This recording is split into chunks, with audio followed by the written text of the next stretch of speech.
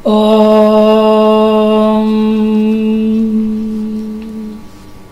अथ गुपादयः शुम्भ्यन्ता एकोनचत्वारिंशत् परस्मैभाषाः गुपु रक्षणे धूप संतापे जप जल्प व्यक्तायां वाचि जप मानसे च चप सांत्वने शप समवाये रप लप व्यक्तायां वाचि चुप मंदायां गतो तुप तुम्प त्रुप त्रुम्प तुफ तुम्फ त्रुफ त्रुम्फ हिंसार्थाः पर्प रफ रफि अर्ब पर्ब लर्ब बर्ब मर्ब कर्ब खर्ब गर्ब शर्ब शर्ब चर्ब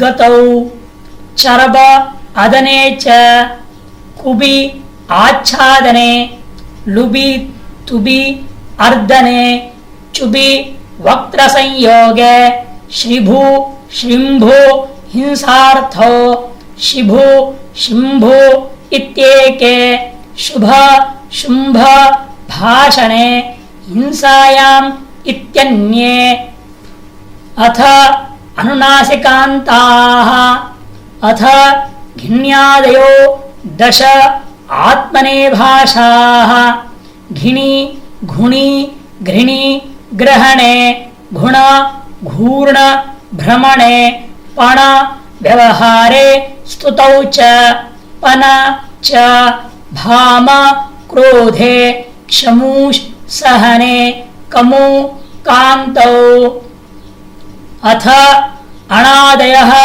क्रम्यन्तास्त्रिंशत् परस्मैभाषाः अण रण वण भण मण कण क्वण व्रण भ्रण ध्वण शब्दार्थाः धण इत्येके ओण्ड्रि अपनयने शोण्ड्रि वर्णगत्योः श्रोण्ड्रि संघाते श्लोण्ड्रि च पैण्ड्रि गतिप्रेरण श्लेषणेषु धृण बण शब्दे कनी दीप्ति कांति गतिषु ष्टन वन शब्दे वन क्षण संभक्तौ अम गत्यादिशो त्रम हम्म मीम्रि गतौ मीम्रि शब्दे च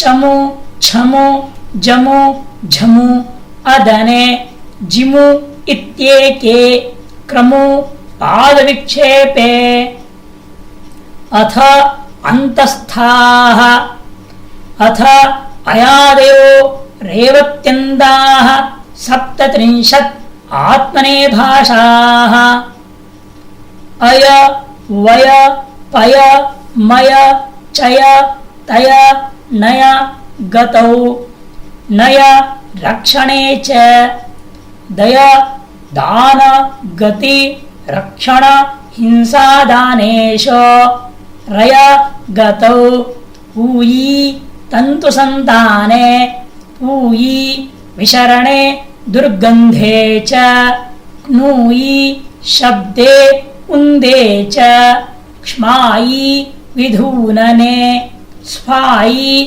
ओप्यायी वृद्धौ तायरी संतान पालनयोः शल चलन संवरणयोः वल वल्ल संवरणे संचलने च मल मल्ल धारणे भल भल्ल परिभाषण हिंसादानेषु कल शब्दसंख्यानयोः कल्ल अव्यक्ते शब्दे तेव्रि देव्रि देवने शेव्रि गेव्रि ग्लेव्रि पेव्रि मेव्रि म्लेव्रि सेवने शेव्रि खेव्रि केव्रि इत्यप्येके रेव्रि प्लवगतौ अथ ಮವ್ಯಾದಯೋ ಅವತ್ಯಂತಾಃ ಪಂಚನವತಿಃ ಪರಸ್ಮೈ ಭಾಷಾಃ.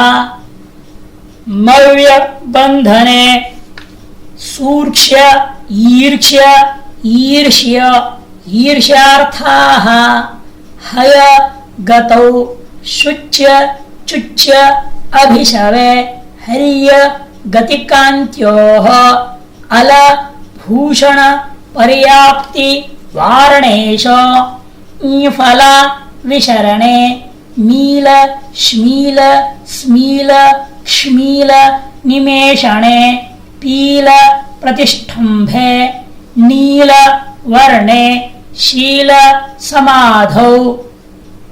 ಕೀಲ ಬಂಧನೆ ಕೂಲ ಆವರಣೆ ಶೂಲ ರುಜಾಯಾಂ ಸಂಘಾತೆ ಚ. ತೂಲ ನಿಷ್ಕರ್ಷ ಪೂಲ ಸಂಘಾತೆ ಮೂಲ ಪ್ರತಿಷ್ಠಾಯಾಂ. ಫಲ ನಿಷ್ಪತ್ತೌ ಚುಲ್ಲ ಭಾವಕರಣೆ ಫುಲ್ಲ ವಿಕಸನೆ ಚಿಲ್ಲ ಶೈಥಿಲ್ಯೆ ಭಾವಕರಣೆ ಚ. ತಿಲ ಗತೌ ತಿಲ್ಲ ಇತ್ಯನ್ಯೇ. ವೇಲ್ರಿ ಚೇಲ್ರಿ ಕೇಲ್ರಿ ಖೇಲ್ರಿ ಶ್ವೇಲ್ರಿ ವೇಲ್ಲ ಚಲನೆ. ಪೇಲ್ರಿ ಫೆಲ್ರಿ ಖೇಲ್ರಿ ಶೇಲ್ರಿ ಶೇಲ್ರಿ ಗತೌ. ಸ್ಖಲ ಸಂಚಲನೆ ಖಲ ಸಂಚಯೇ ಚ. ಗಲ ಅದನೆ ಶಲ ಗತೌ. ದಲ ವಿಶರಣೆ ಶ್ವಲ ಶ್ವಲ್ಲ ಆಶುಗಮನೆ. ಖೋಳ್ರಿ ಖೋರ್ರಿ ಗತಿ ಪ್ರತಿಘಾತೆ. ಧುರ್ರಿ ಗತಿ ಚಾತುರ್ಯೇ. ಸರ ಛದ್ಮಗತೌ ಕಮರ ಹೂರ್ಛನೆ. ಅಭ್ರ ವಭ್ರ ಮಭ್ರ ಚರ ಗತ್ಯರ್ಥಾಃ. ಚರ ಭಕ್ಷಣೆ ಚ. ಷ್ಟಿವು ನಿರಸನೆ ಜಿ ಜಯೇ ಜೀವ ಪ್ರಾಣಧಾರಣೆ. ಪೀವ ಮೀವ ತೀವ ನೀವ ಸ್ಥೌಲ್ಯೇ. ಕ್ಷೀವು ಕ್ಷೇವು ನಿರಸನೆ. ಉರ್ವಿ ತುರ್ವಿ ಥುರ್ವಿ ದುರ್ವಿ ಧುರ್ವಿ ಹಿಂಸಾರ್ಥಾಃ. ಗುರ್ವಿ ಉದ್ಯಮನೆ ಮುರ್ವಿ ಬಂಧನೆ. ಪೂರ್ವ ಪರ್ವ ಮರ್ವ ಪೂರಣೆ.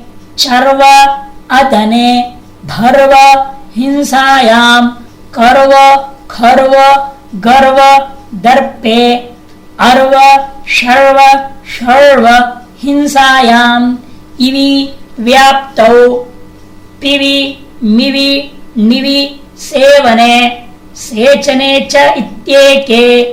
ಹಿವಿ ದಿವಿ ಧಿವಿ ಜಿವಿ ಪ್ರೀಣನಾರ್ಥಾಃ. ರಿವಿ ರವಿ ಧವಿ ಗತ್ಯರ್ಥಾಃ. ಕ್ರಿವಿ ಹಿಂಸಾಕರಣಯೋಶ್ಚ. ಮವ ಬಂಧನೆ ಅವ ರಕ್ಷಣಗತಿ ಕಾಂತಿ ಪ್ರೀತಿ ತೃಪ್ತ್ಯವಗಮ ಪ್ರವೇಶ ಶ್ರವಣ ಸ್ವಾಮ್ಯರ್ಥ ಯಾಚನ ಕ್ರಿಯೇಚ್ಛಾ ದೀಪ್ತ್ಯವಾಪ್ತ್ಯಾಲಿಂಗನ ಹಿಂಸಾದಾನ ಭಾಗವೃದ್ಧಿಷು.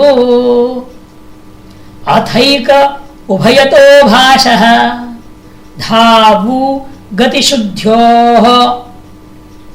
ಅಥ ಊಷ್ಮಾಂತಾಃ. ಅಥ ಧುಕ್ಷಾದಯೋ ಘುಷ್ಯಂತಾ ಏಕಪಂಚಾಶತ್ ಆತ್ಮೇ ಭಾಷಾಃ. ಧುಕ್ಷ ಧಿಕ್ಷ ಸಂದೀಪನ ಕ್ಲೇಶನ ಜೀವನೇಶ.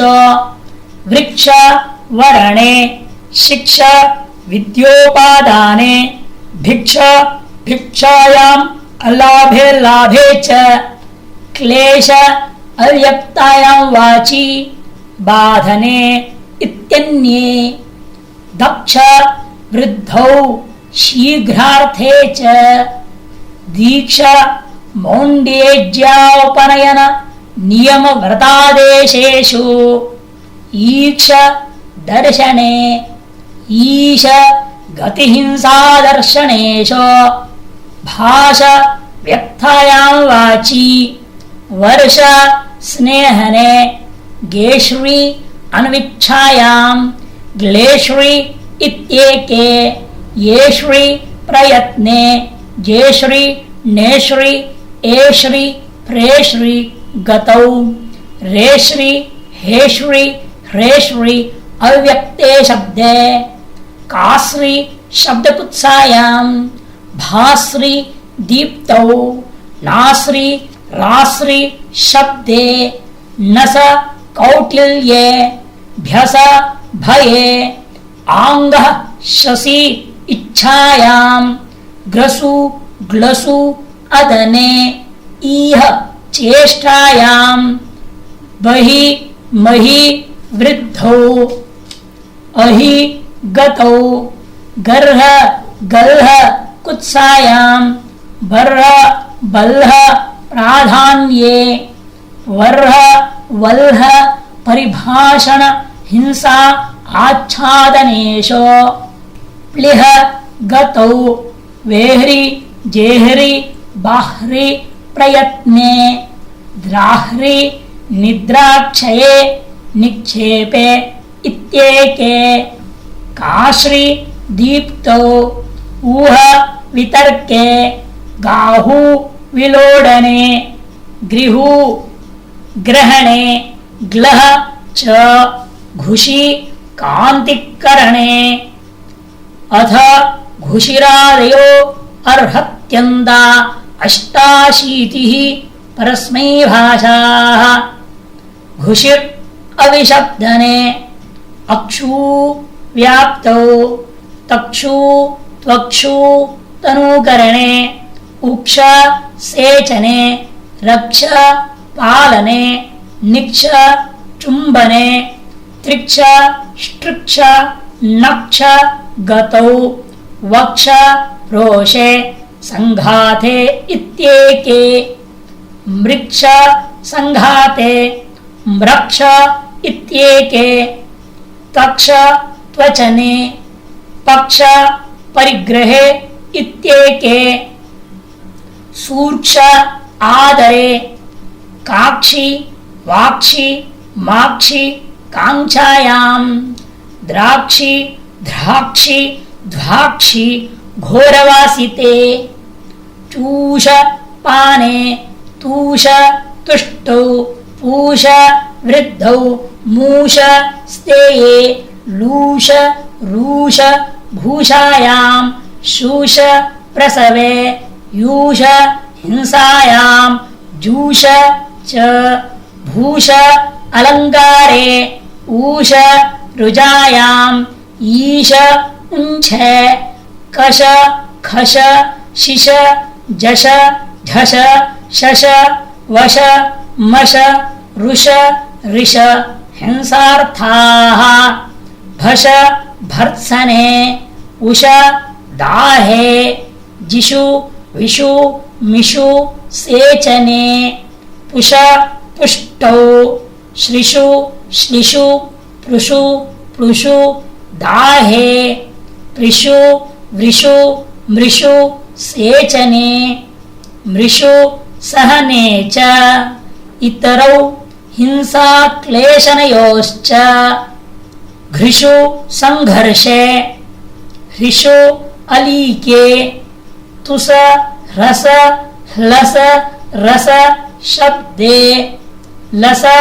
श्लेषण क्रीडनयोः घस्लि अदने जर्ज चर्च झर्झ परिभाषण हिंसा तर्जनेश पिस्रि पेस्रि गतौ हसे हसने निश समाधौ मिश मश शब्दे रोषकृते च शव गतौ शश पृतगतौ शसु हिंसायां शंसु स्तुतौ चह परिकल्कने मह पूजायां रह त्यागे रहि गतौ दृह द्रिहि बृह ब्रीहि वृद्धौ ब्रीहि शब्दे च बृहिर् इत्येके तुहिर् दुहिर् उहिर् अर्धने अर्ह पूजायाम्। अथ द्युतादयः कृपूपर्यन्ताः पञ्चविंशतिर् आत्मने भाषाः। द्युत दीप्तौ श्विता वर्णे इमिदा स्नेहने इंश्विदा स्नेहनमोचनयोः इक्ष्विदा इत्येके रुच दीप्तौ अभिप्रीतौ च घुट परिवर्तने रुट लुट लुड उठ उपघाते शुभ दीप्तौ शुभ संचलने नभ तुभ हिंसायां स्रंसु ध्वंसु भ्रंसु अवस्रंसने ध्वंसु गतौ च भ्रशु भ्रंशु अधः पतने स्रंभु विश्वासे वृतु वर्तने वृधु वृद्धौ श्रुधु शब्दकुत्सायां स्यन्दु प्रस्रवणे कृपु सामर्थ्ये। वृत् इति द्युतादिगणो वृतादिर्गणश्च समाप्तः। अथ घटादयस्त्वरत्यन्तास्त्रयोदश आत्मने भाषाः।